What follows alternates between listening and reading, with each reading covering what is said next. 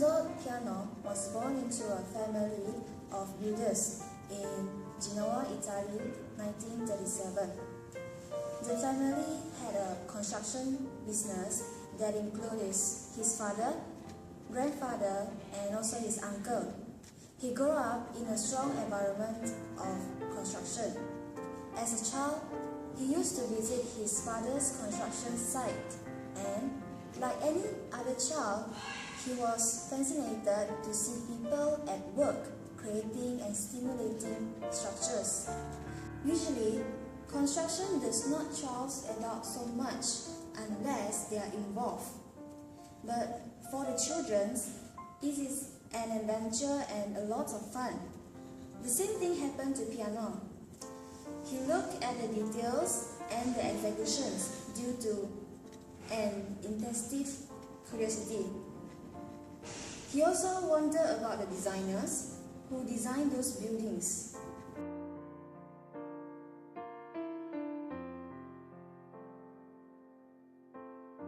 As he grew up, his curiosity about the designers amplified, and he decided to become an architect.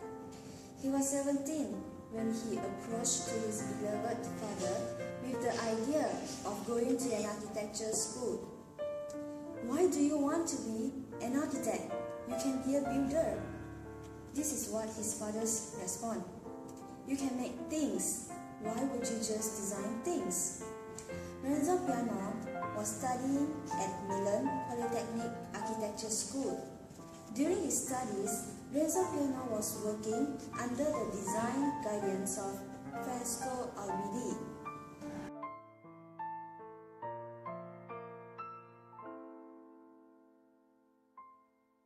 In 1964, he received his diploma and subsequently worked with his father as building contractor in Genoa.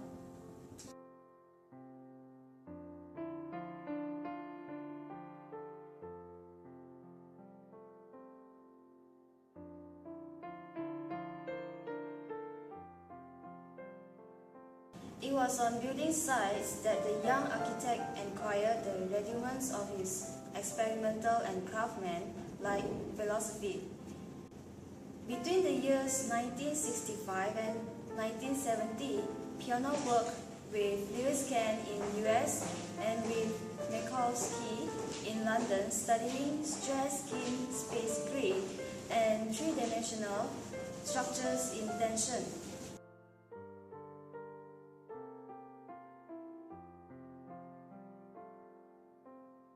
Though Piano worked with different architects, he saw success as a result of teamwork. His studio revolved around several operative bases. The oldest was located in Paris in the historic center of Les Marais, where architects from 9 different countries worked together. In Genoa, there was a planning workshop where architects, structural engineers, economics, and other specialists provide a multidisciplinary approach to solving problems.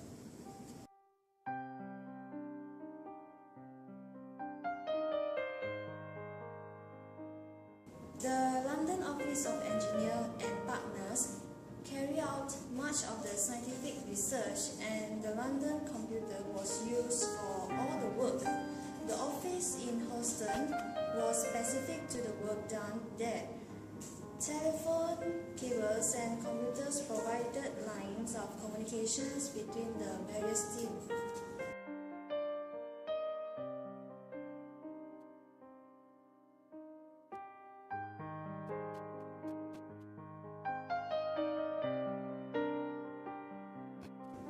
Renzo Piano's first important commission was in 1969, where he was asked to design an Italian industry pavilion for Expo 70 in Osaka.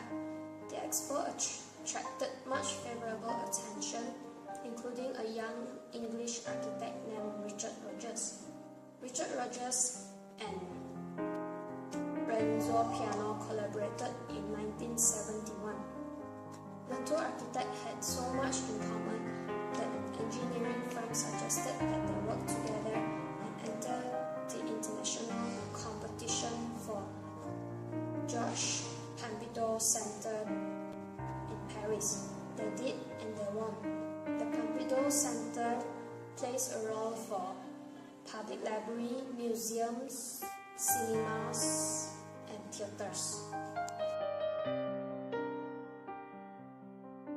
The result was 100,000 square meters in the heart of Paris. In the 2 decades since it first opened, over 150 million people visited it, making it an average of 25,000 people visited it per day. Both Rogers and piano became recognizable names throughout the world. Since then, piano has become the most sought after museum architects in the world for his ability to harmonize buildings with their surroundings.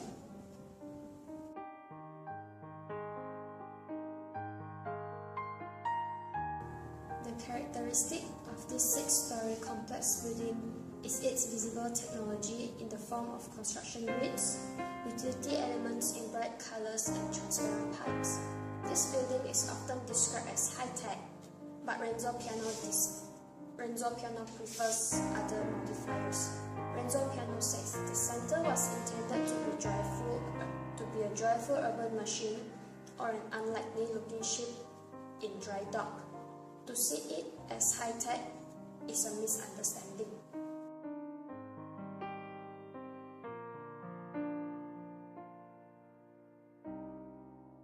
While still studying architecture in Milan, he married a girl he had known from his school days in Genoa.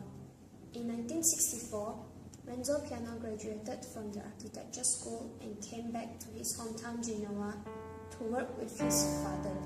They lived in Paris and divided their time between office in Paris and Genoa. He was not just a viewer, but a participant in the construction activities. After doing architecture, his understanding was totally transformed and he started respecting construction on site as well. Within a year, he understood the astounding results of the meticulous detailing in architecture. Also, it was on building site that the young architect acquired the rudiments of his experimental and craftsman-led philosophy, which he learned from Albini. Piano moved his office from Paris to London, where he designed a number of interesting buildings.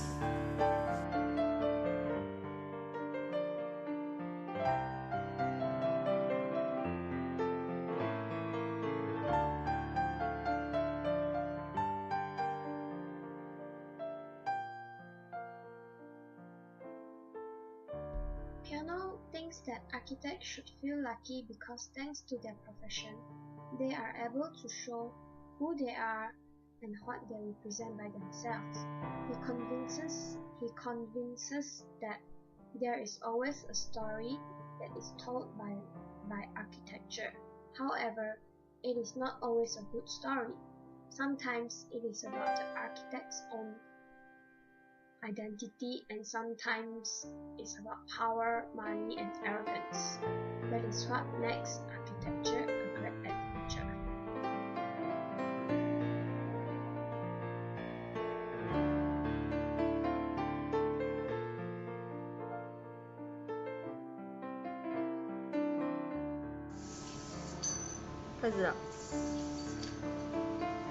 In 1995, Renzo Piano was called upon to renovate the Centre Georges Pompidou. He was asked to expand the library and exhibition place and to reorganize public spaces. The renovation was reopened on the new eve of Millennium, December 31, 1999. Renzo Piano's principal works includes more than 40 world-famous projects, such as museums, galleries, church, music parks, institutes, industrial centers, shopping centers, bridge reconstruction of squares, airports, and many more. One of his famous museums is the Menu Collection in Houston, Texas. It was in 1982 that art collector Domenico Di Meno contacted Renzo Piano to design a museum for her collection, which embodied more than 10,000 works of primitive and modern art. The museum was intended also as a center for music, literature, theater, and cultural education activities. It is located in a small park surrounded by low residential housing, and its characteristic is unique because of its simplicity, flexibility, open spaces, and illumination with natural light.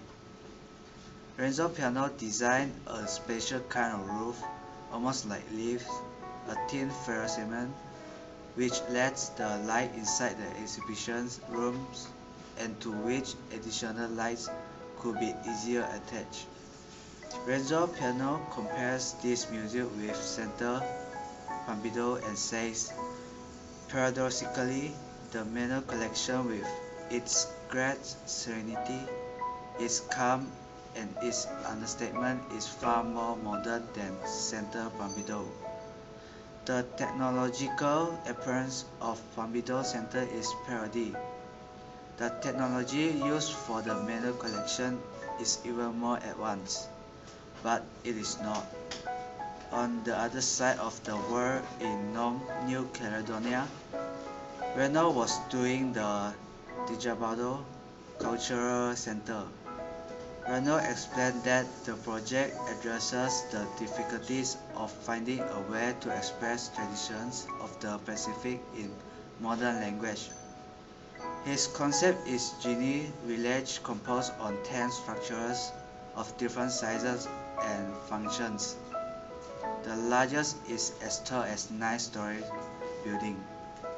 The 10 structures of the center are organized into 3 villages. The first one is devoted to exhibition. The other one is for administrative staff, historians, and other officers. The third one is for creative activities such as yarns, painting, sculpture, and music. The constructions are curved structures resembling huts, built out of joists and ribs, and Renzo Piano adds. They are an expression of harmonious relationship with the environment that is typical for the local culture.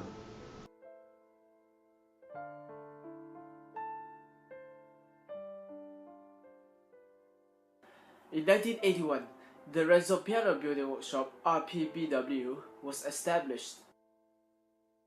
It currently has staff of 150 and also offices in New York, Genoa, and Paris. The company is led by 14 partners, including the founders and also the architect, Renzo Piano. RPBW has designed buildings all around the world, such as the Meno Collection of Houston, terminal for Kansai International Airport in Osaka, the Foundation Bayerland Museum in Basel, the Jean-Marie Gibal Cultural Center in New Caledonia, Potsdamer Platz in Berlin, the redevelopment of Genoa Harbor, Parco della Musica in Rome, the National Sculpture Center in Dallas, the extensions of High Museum of Art in Atlanta, and the Morgan Library in New York. There are also other great buildings such as Mason Herberts in Tokyo, the New York Times headquarters, the California Academy of Science in San Francisco, the Modern Wing of Art Institute of Chicago, the rehabilitation of Ron Champ site, the expansion of the Los Angeles County Museum of Art, and the Isabella Stewart Gardner Museum in Boston. Recognition of his achievements has included the RIBA Royal Gold Medal for Architecture in 1989, the Premium Imperial in Tokyo in 1995, the Pritzker Architecture Prize in 1998, and the AIA Gold Medal of the American Institute of Architecture in 2008.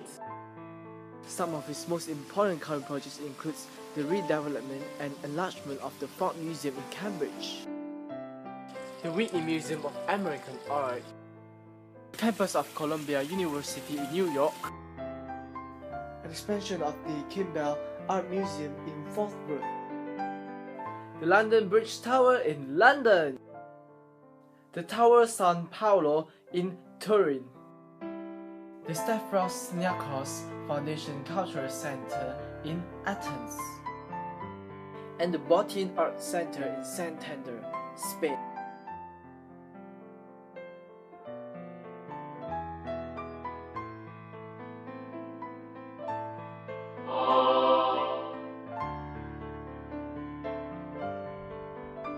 Years after the completion of the Just Pompidou Center in 1987, another remarkable move came, which is the Kansai Airport at Osaka. The building spread across a little bit less than 1.5 kilometers. It was to be constructed on a man-made island, and because of this, the artificial island was continuously sinking. The structure had to be flexible enough to sustain irregular settlements. This project requires a great deal of technical expertise without compromising on the aesthetics, and both were perfectly achieved by Piano's committed team. When Renzo Piano first arrived to the site for his new project, he had to travel by boat from Osaka there. Well, there was no land to build on, as the airport was constructed on an artificial island. Inspired by this challenge, he drew sketches of a large glider landing on a proposed island, and then he modeled his plan like the shape of an aeroplane with corridors stretching out like wings from the main hall. As you can see, this is Kansai International Airport Terminal, designed by Piano. Constructed by steels and glass with a high-tech modern design. Due to the spectacular architecture and engineering of this very terminal, Kansai International Airport has now considered to be one of the most brilliantly designed airport ever erected. It was completed in 1994 and inaugurated by the Prince of Japan. Just before the completion of Kansai Airport in 1993, Peter Wright, one of the structural engineers of this airport, has diagnosed by brain tumor and death.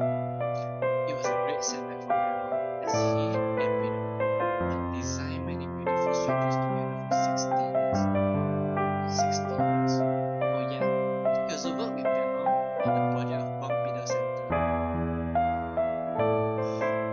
However, Piano then founded the Renzo Piano Building Workshop with offices in Paris and Geneva. Today, some 100 people work with him in close collaborations with some associated architects linked to him by years of experiences.